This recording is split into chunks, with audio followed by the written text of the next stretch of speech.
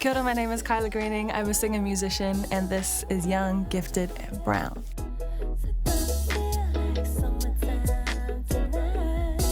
I grew up in a pretty musical family. Papa's a bass player, and all my dad's brothers grew up playing instruments and just jamming. I think I get a lot of my funk influence from them because of the heavy bass playing that we listened to growing up.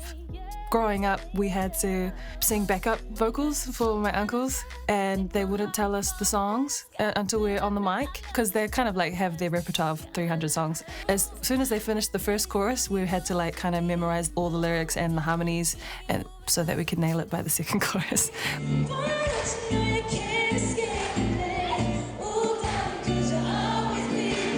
Just in general, both sides of the family, there's singers, there's dancers, there's painters. I guess I was brought up in a family and community that loved and celebrated music.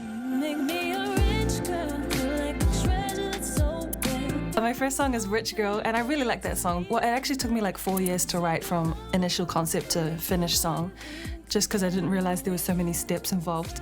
My goal for that kind of song was if I can body roll to it and I can sing some pretty melody and my cousins can feel shouted out to. It's a good combo. Body roll and wholesome.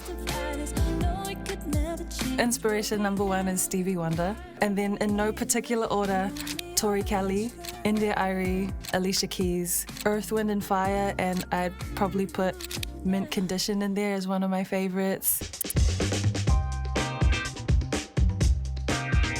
I dabble, as they say, in guitar, bass, and then very basic enough drums, percussion, piano to be able to make a song. I'd say I could rock the bass and guitar enough to maybe I wouldn't say I'm a guitarist, but maybe I don't know.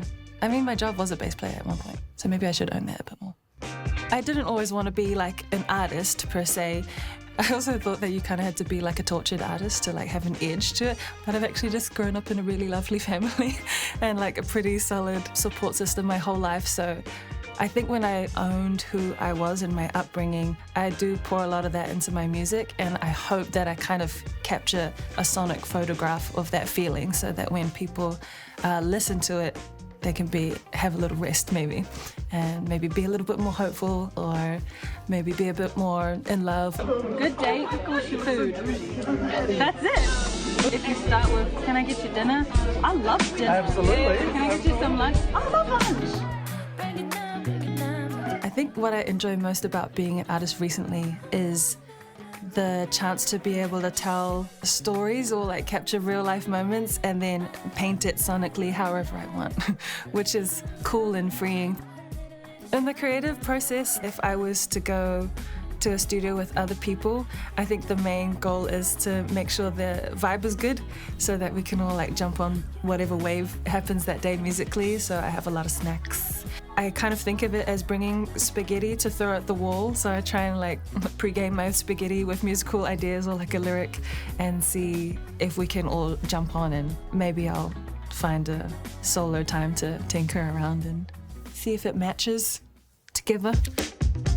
In the wider world, I'll kind of put my hand up to do most creative things if I enjoy the kaupapa of it. So at the minute, I'm trying my hand at musical theatre.